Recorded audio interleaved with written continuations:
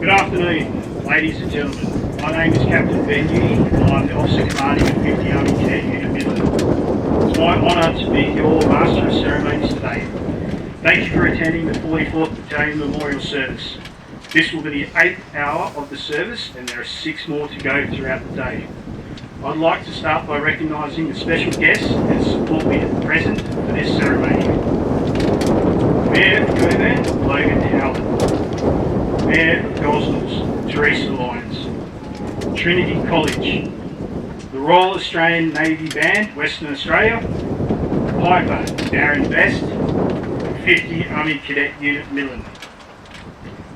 I now ask for everyone please to stand for the mounting of the catapult party.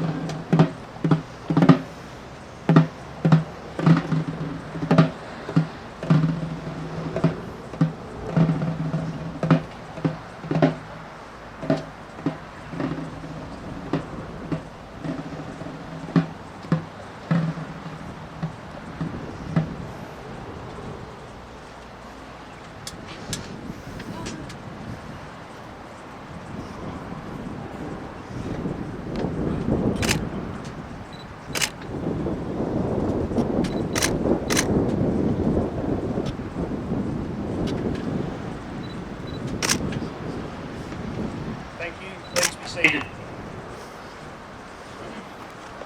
I'll now call on Director of the 44th Australian Infantry Battalion Memorial, Mr. Luca Muir Anderson, to explain this ceremony.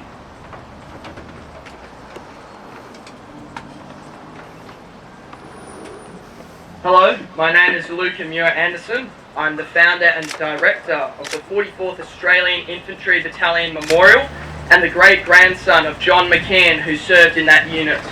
I am also a trooper in the Australian Army Reserves. I created the 44th Battalion Memorial in March of this year because I saw a real lack of recognition for this particular unit. It was one of 5 battalions raised in Western Australia during the Great War. However, it is the only one to no longer exist, having been disbanded in 1960. As such, it has started to become forgotten over the years. They do not have their own physical cenotaph, and until now, they did not have their banner marched on Anzac Day. The stories of the thousands of men who served with the battalion, and the 482 who gave the supreme sacrifice in the defence of our country, are at real risk of fading away. This is the first memorial service dedicated solely to the 44th Battalion in many years, as the old association ceased to exist long ago. There will be 15 ceremonies today, going from dawn until dusk, each one representing a different battle and having different songs, poems and stories. The names of all the soldiers on the 44th Battalion Honour Roll will be read throughout the day. There is an honour guard, band and speakers present throughout the whole day, and the main ceremony took place at 11 a.m, where His Excellency the Governor of Western Australia, Chris Dawson AC APM, reviewed the memorial. Our memorial aims to keep the individual stories of the soldiers alive. We do this through our interactive website, which details how many days a specific soldier was at the front line, what awards they earned, what battles they fought in, when they were sick, what they did before the war, who their family were, and etc. This is quite a demanding project, as even if we complete 1 soldier a day, it will take over 6 years to complete. Luckily, many members of the community donate their time to complete the biographies of these soldiers. The memorial also conducts ceremonies for individual soldiers, the goal being to individually commemorate every soldier in the battalion. We have done 12 of those smaller ceremonies in the suburbs of Perth, the towns of the Wheat Belt, and with the Swedish Embassy in Canberra, commemorating nearly 70 soldiers so far.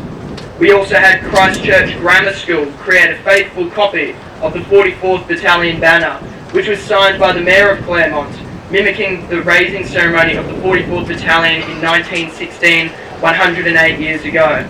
This banner was then marched through St George's Terrace on Anzac Day of this year. I thank you all for attending and hope that you find this a meaningful service.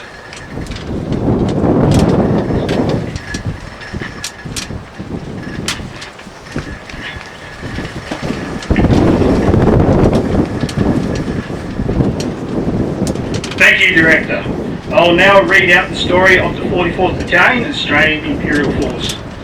Raised in Claremont in January 1916, it was the last battalion to be raised in Western Australia during the war. It originally left Western Australia with 1,000 men under command of Lieutenant Colonel Mansbridge on the 6th of June 1916 and arrived in England the following month to continue their training. They nicknamed themselves Old Bill's Thousand. Another 1,500 men would join the 44th Battalion as reinforcements over the following 18 months. The 44th Battalion AIF arrived in France in late November 1916 and the following month was sent to the front line of the Armentières sector. Over a period of 3 months, the battalion suffered nearly 70 killed from constant attritional warfare. From May to August 1917, the 44th Battalion fought brutal engagement at Messines and suffered nearly 130 killed in the deadliest overall engagement for the unit. Lieutenant Colonel James Clark took over command of the unit after the battle and will remain in command until the end of the war. The deadliest month of their entire service came in October 1917, shortly after the Battle of Messines, when they were committed to the hellish fighting at Passchendaele and Brucendaele. In the span of less than 3 weeks, the battalion suffered over 90 killed and 750 wounded or sick, a casualty rate of 84%. After months of recovery, the 44th Battalion was desperately committed to slow down the advance of the German Spring Offensive from March to May 1918, suffering nearly 60 killed, but successfully halting the enemy advance in one of the most chaotic operations of the war, often not knowing where the front line was. On the 4th of July 1918, the West Australians fought alongside the Americans in one of their first engagements, the Battle of Hamel, suffering 30 killed in a single day. The month of August 1918 saw the battalion fight and win in 2 decisive battles, the Battle of Amiens and the Second Battle of the Somme. From this point onwards, the Imperial German Army was in constant retreat until the end of the war 100 days later. The battalion suffered only 25 killed during these battles, but seized vast amount of territory and took many prisoners. The final operation of the war for the 44th was to cross the St. Quentin Canal, take Mount St. Quentin and breach the heavily defended Hindenburg Line. This occurred on the 29th of September 1918. All of the 44th Battalion's objectives were seized on the first day, although at the cost of 30 killed. For the remainder of the war, the 44th Battalion was now down to just company strength as reinforcements had ceased arriving for half the year. Only 80 men were capable of fighting. As such, it conducted rear duties until the armistice. During the war, the 44th Battalion AIF fought in nearly 24 engagements and received 16 battle honours. 2,642 men had served with the battalion, of whom 1,793 had become casualties, with 482 paying the supreme sacrifice. This represents a casualty rate of 68% and a death rate of 18%. For their service, a member of the battalion received 125 awards for gallantry in action, 19 awards for leadership in action, 5 awards for other acts of service, 11 foreign awards from the United States, Belgium and France, and 1 man was anointed into the Order of Chivalry. After the war, the 44th Battalion was reformed as a Citizens Military Forces unit, consisting of 3 companies in Perth and 1 company in Bunbury. In the 1920s, received King's Colours, regimental colours, a cap badge depicting a grass tree, a motto, an alliance with the Essex Regiment, and their regimental name became the West Australian Rifles. This unit continued to serve until 1960, being on home defence duties during the Second World War. Its lineage continues on today as the Royal West Australian Regiment. I now call on Trinity College to read out the story of the Battle of Messines.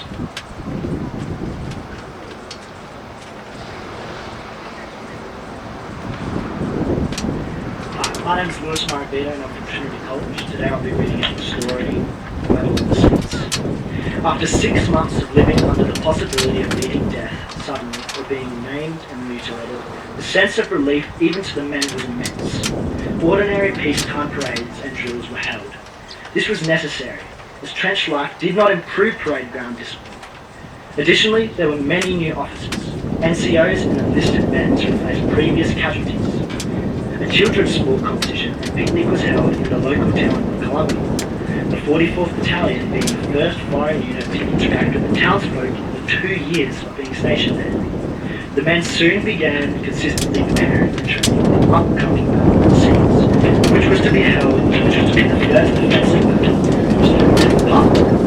Trenches identical to the Germans were created to stimulate the correct offensive tactics. At the beginning of June 1917, the battalion moved to the catacombs in front of the German fortifications at Messines. While in the catacombs, a work party was ordered to do what was considered an impossible job. They were to remove 100 gas cylinders from the front, which was blowing gas into the front trenches. Despite the impossibility, the diggers removed the last one after 3 nights of constant hard work. Hostile shells had even burst and half buried some of the cylinders, and they had to be dug out by the men working in gas elements. As each cylinder was a heavy load for 2 men, and the carrying distance was nearly 2 miles, with shell fire and gas, crooked and narrow trenches. It can be imagined that the battalion was up against a stiff proposition. On the 4th of June, 40 men under the command of Lieutenant Linnet and Lieutenant Gaines launched a small daylight raid on the enemy trench. Their mission was to capture at least 1 prisoner and to do it within 20 minutes. They were successful and captured 5 prisoners but suffered 70% casualties, including 13 killed. Lieutenant Gaines was wounded and Lieutenant Linnet was knocked unconscious by a shot to the helmet. This little stunt had many acts of heroism. Sergeant Quayle captured a prisoner and returned to friendly lines, but was soon informed that one of his mates was wounded in the enemy wire. He immediately went forward to look for him, but upon finding him, Sergeant Quayle was shot by a sniper and badly wounded. They were both rescued in the night and miraculously survived. He was awarded the military medal for his gallantry. The main Battle of Messines started on the 7th of June, with a surprise for the Germans. The British had secretly mined the enemy catacombs, and at once an entire German trench was detonated. Simultaneously, Allied artillery rained down from the sky, and Allied machine guns held a wall of rounds toward the enemy. Virtually none of the Germans in the first trench survived. The 44th Battalion was kept in reserve with the other battalions assaulted in the front. However, mounting the casualties meant that at midnight on the 8th of June, the battalion was sent to the front. As they marched forward, the advancing platoons came across the wreckage everywhere, some down, and Australian, British bodies and mounds of German everywhere, dry shaking feeling that made them grasp for breath. For the next 3 days, with virtually no rest, the men of the 44th Battalion fought their way forward under consistent artillery barrage. Enemy rifle and machine guns fire was very brisk and accurate. A company suffered extreme casualties, half of their officers killed, and all but 1 officer and 1 sergeant wounded. The battalion was under artillery fire for 11 hours straight at one point. The next day, the Germans attempted a counterattack, but were annihilated by the Australian artillery. Out of the 700 men of the 44th Battalion who took part in the battle, nearly 70 were killed, and over 250 were wounded. The battle was, however, a victory for the Allied forces. In 7 days of fighting, nearly 25,000 men had become casualties on each side, including 6,000 Australians. It was one of the few major Allied successes on the Western Front during 1917. The 44th had been badly battered in the Messines front. There was now just a shadow of the lusty fighting force that had departed Fremantle exactly 1 year before. Many old faces were missing from the depleted ranks.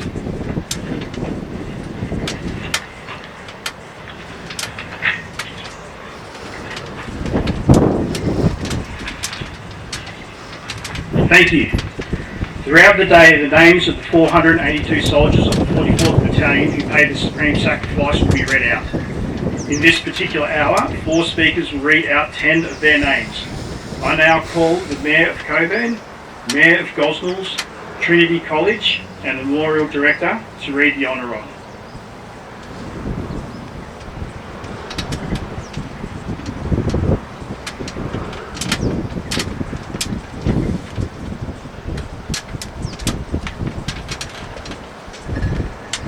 Private Ernest Murray, railway worker from Perth, killed in action at Passchendaele, 13th of October 1917, aged 23. Sergeant James Murray, labourer from Perth, died of wounds at Passchendaele, 21st of October 1917, aged 27. Private George Diesler, farmer from Queensland, killed in action at Hannell, 4th of July 1918, aged 25. Private George Edward Newton, moulder from Shenton Park, died during service 26th of February 1921, aged 40. Corporal Herbert Newton, machinist from Fremantle, killed in action during the German Spring Offensive, 5th of April 1918, aged 30 years. Private Joshua Thomas Nichols, plate layer from South Fremantle, died of wounds during the German Spring Offensive, 30th of March 1918, aged 36. Private William Mark Nichols, carpenter from Claremont, died of wounds at Passchendaele, 21st of October 1917, aged 20.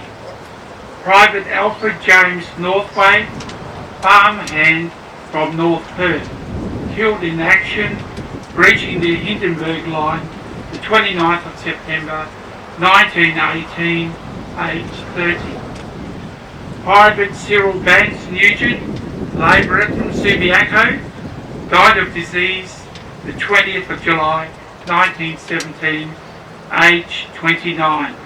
Private Daniel Michael O'Brien, clerk from Conslow, died of wounds at Passchendaele the 20th of October 1917, aged 22. I hand you to the Mayor of Gosnells. Thank you.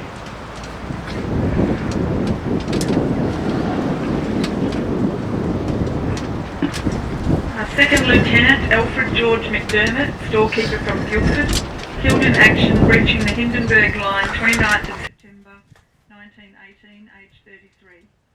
Private Francis Luke McGrath, labourer from Kalgoorlie, killed in action at Messines, 4th of June 1917, aged 36. Lance Corporal Thomas McHutchinson, fitter from Maylands, died of wounds at Passchendaele, 18th of October 1917, aged 33. Private John Clement McKenna, farmer from Wagen, died of wounds at Warnton, 30th of June, 1917, aged 33. Private Cecil Herbert McKeon, clerk from Gosnells, died of wounds during the German Spring Offensive, 30th of March 1918, aged 19. Private Fred McNall, coach builder from North Perth, killed in action during the German Spring Offensive, 7th of April 1918, aged 21. Private William Henry Leo McNeice, teamster from Greenock, killed in action at Messines, 1st of June 1917, aged 25. Private Norman Frederick McNeil, baker from Leadville, killed in action at Armentières, 27th of March 1917, aged 26. Private George Henry Leonard McWatt, carpenter from Subiaco, killed in action at Passchendaele, 14th of October 1917, aged 31. Private George Joseph Miller, horse driver from West Perth, died of wounds during the 100th Day Offensive, 29th of August 1918, aged 30. That brings me to the end of my list to read out, but I will make mention of my own great-grandfather, who served from 1960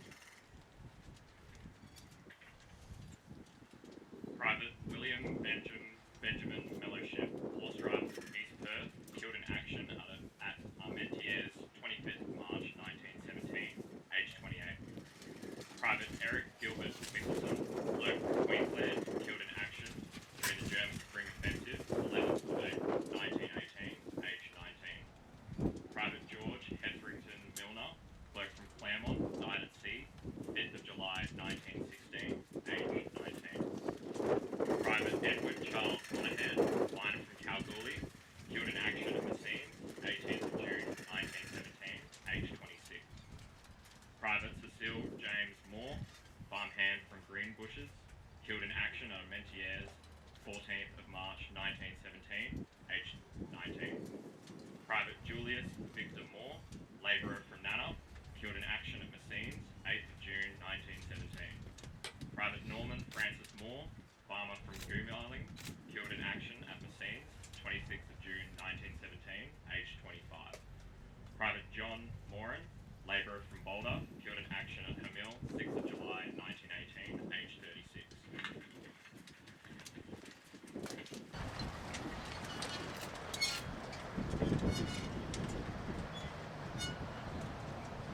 Private William Morecambe, striker from Perth, died of wounds at Armentières, 27th of January 1917, aged 27.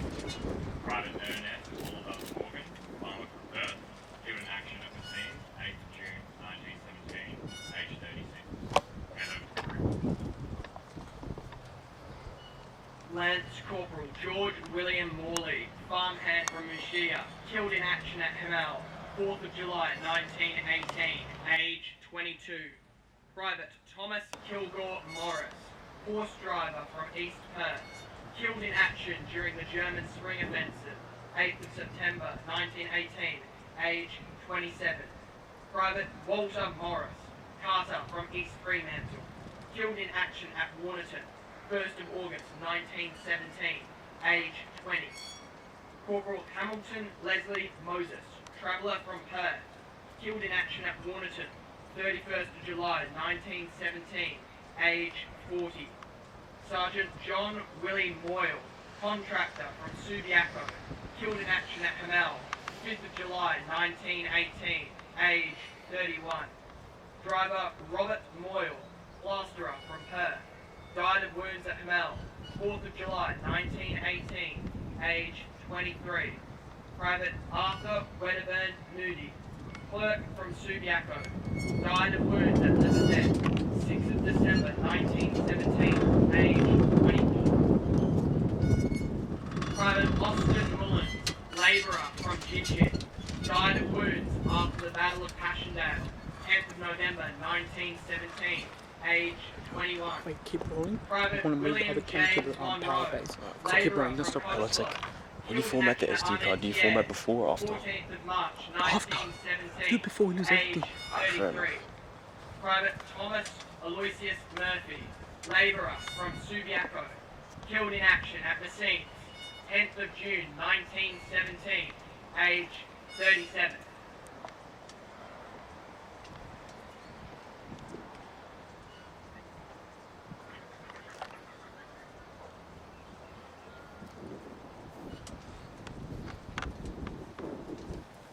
They were Australian soldiers who were experts in close combat. They were physically and mentally tough, compassionate and courageous. They led by example. They strove to take the initiative. They were committed to learning and working for their team. They believed in trust, loyalty and respect for their country, their mates and the army. The rising sun was their badge of honour. They are Australian soldiers, always. Thank you to all of those who helped reading out the honour roll. I now call on Trinity College to read out the story of the 6 days of Warrington.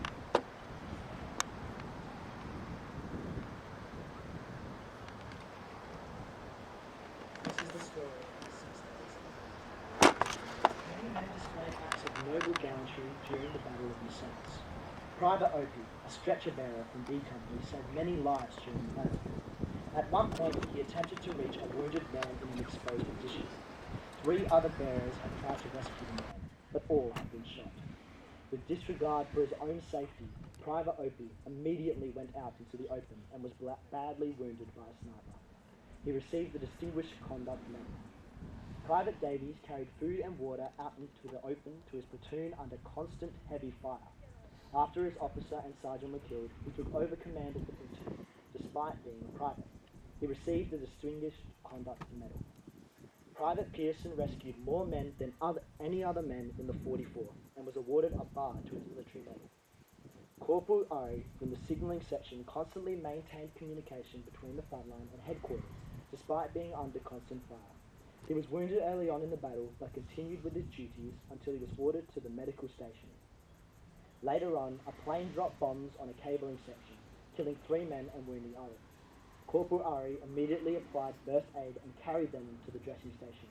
He did not receive an award.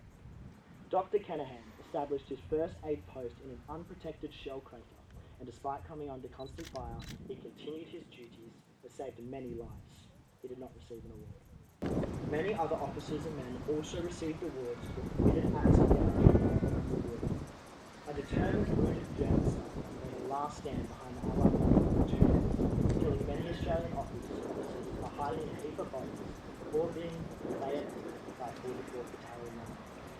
After less than 2 weeks of rest, the battalion was sent back to the front and positioned near the pub, where they would suffer from attrition for the next month, only receiving 1 warm meal during the night and suffering 25 kills. The Flanders mud was terrible. The battalion came under constant shell. Every day was filled with its toll of deaths and desertion. The enemy trenches were only 10 metres away and close-range shootings happened often. Lieutenant Cornish was shot in the head at point blank range, with a part of his brain, yet miraculously survived and returned to Australia, continuing his work as a farmer and chemist. The beginning of August saw the battalion go to trial 6 days in but they came under constant artillery. The artillery increased daily until the whole front was boiling and bubbling with shrapnel and high explosives. The 42nd and the 43rd Battalions captured some outposts near Warrington, and the 41st and 44th Battalions were ordered to hold the captured game for a week. With the elements and artillery, the 44th Diggers who survived look back on this engagement as the worst nightmare of their existence. The rain came down in torrents, and the shell fire actually fell on the 44th position in a never-ceasing stream of highly explosive.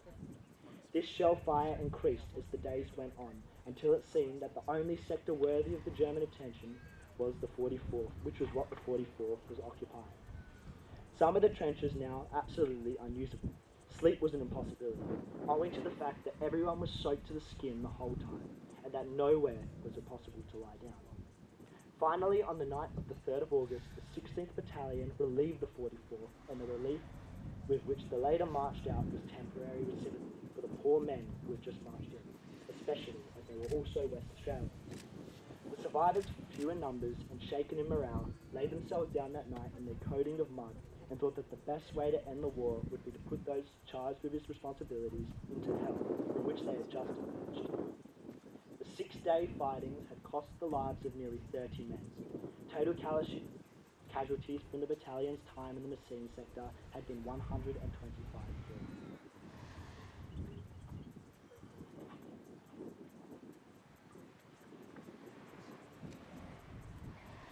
The piper, Darren Best, will now play a piece.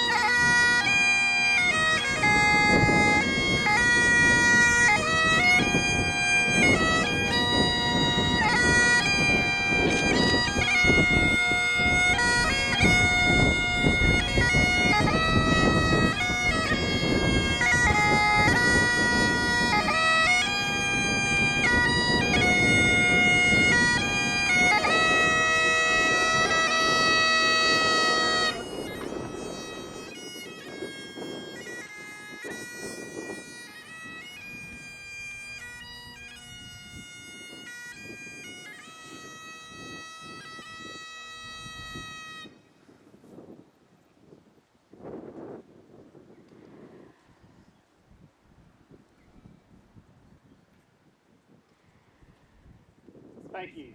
I now invite Trinity College to read out the poem, Songs from the Trenches. This poem was written by Captain Blackall and describes the smells of the trenches.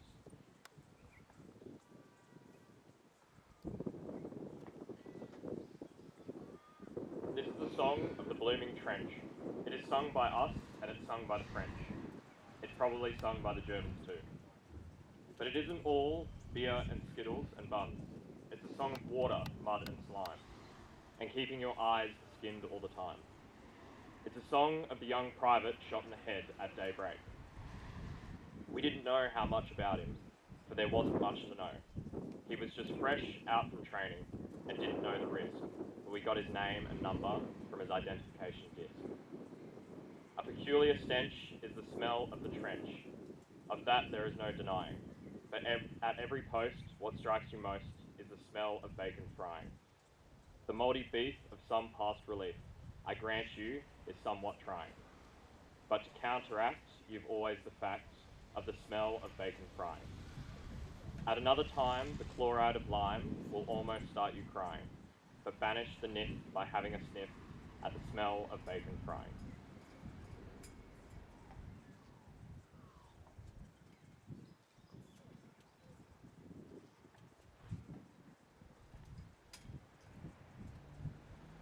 Thank you. We will now lay the wreaths at the base of the memorial. Wreaths will be laid by the Mayor of Coburn, Mayor of Gosnells, Trinity College, the Memorial Director, and 50 Army Cadet Unit Midland. Upon the conclusion of the laying of the official wreaths, I invite anyone in the audience to also lay a wreath if they have one. Piper Darren Best will now begin the lament.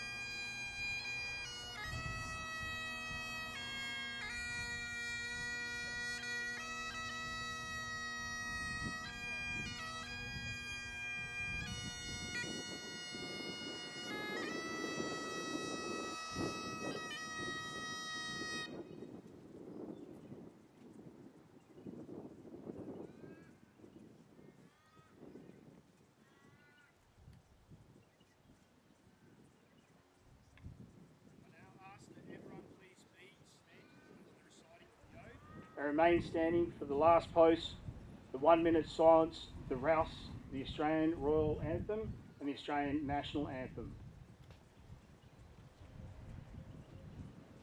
They shall grow not old, as we that are left grow old. Age shall not weary them, nor the years condemn. At the going down of the sun and in the morning, we will remember them.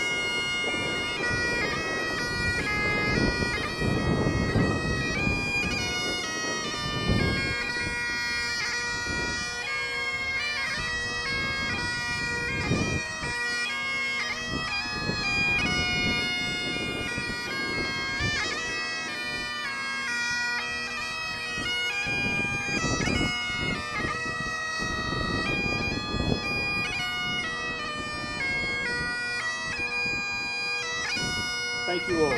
Please remain standing for the dismounting of the powder fire party.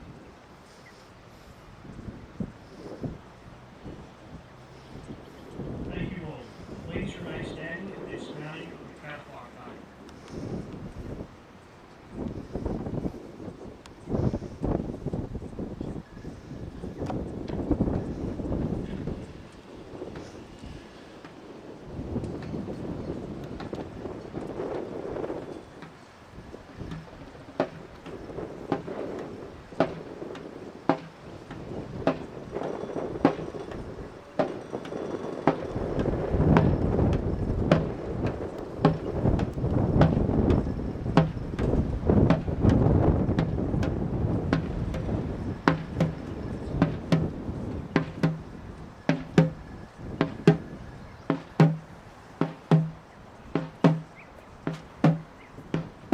Thank you. Please be seated. I now invite the Memorial Director